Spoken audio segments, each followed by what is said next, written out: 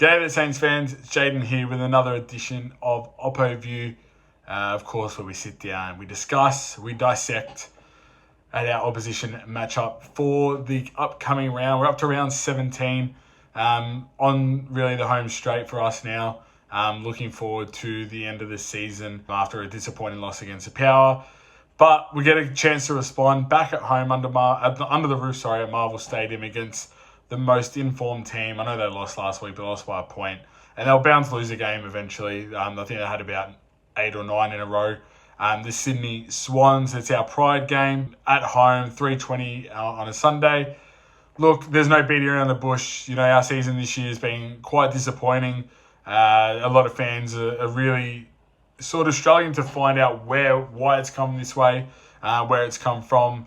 And then, you know, when we get a bit of news that, you know, there's a few injuries, what better way to sort of come back and say, oh, who we got this week? It's the most, you know, the premiership favourites in the Sydney Swans. So, look, anyone going in this weekend with a, you know, expectation of a strong win, I think would be out of the question. But I guess now what we're really looking for is, you know, commitment, what's going to be in the future, and really getting some exposure to those young guys, Garcia, Hasty, getting a bit more game time under the likes of Windy, Naz, and those sort of players. So that way next year, when we're, you know, hitting our stride a little bit more, there can be a bit of a turnaround. But this weekend we're up against the Swans. They've got players all over the ground. It's by far the best team in the league, I think. Maybe Carlton's just narrowly behind.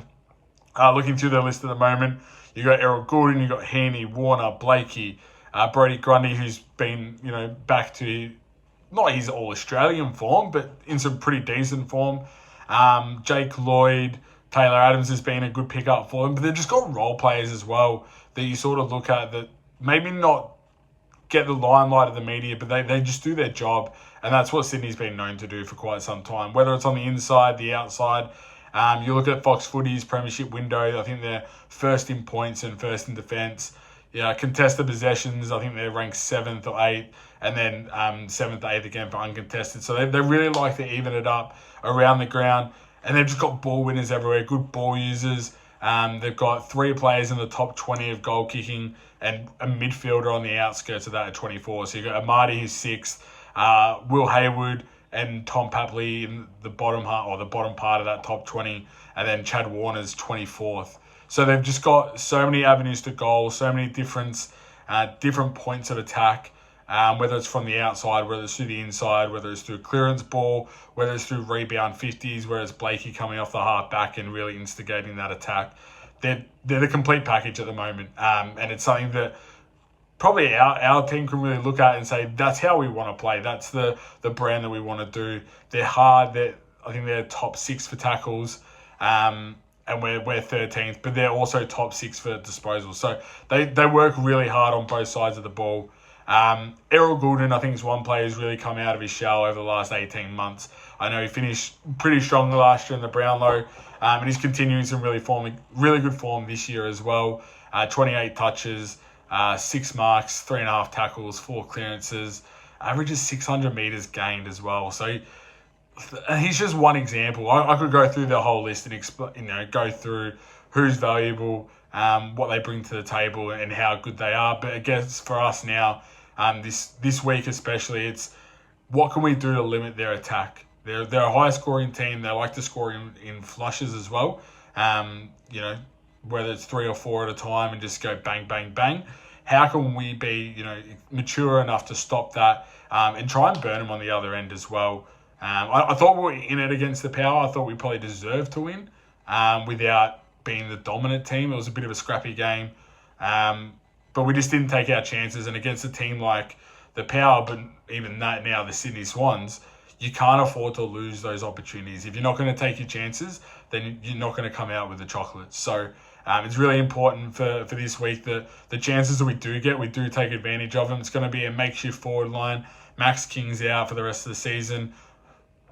You know, say what you want. Everyone's entitled to their opinion, but I think he's still a valuable cog in our team. So he's a massive out. So it's going to be up to, you know, a Cooper Sharman or a Jack Higgins or maybe even a Max Heath coming in to really take that mantle of the spearhead forward.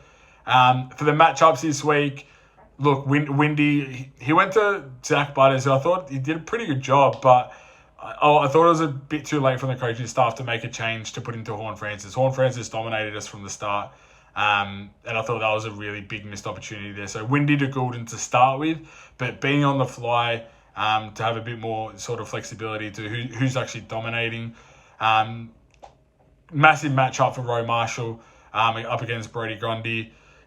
He's been pretty good with Campbell in the side, but how he can respond, Campbell may get job. They may bring in like a Max Heath or an Isaac Keeler just to bring some youth and exposure. So what now can he do to really flourish at the back end of the season?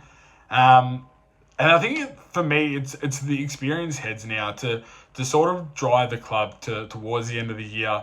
Yeah, are we going to probably stumble to the line? Probably, just with the way the injuries are coming, and the approach the club will take is we want to get everyone fresh for a good off season. But I want the likes of Sinclair, Wilkie, Steele. Steele's been absolutely just body language being underdone, so I want him to respond.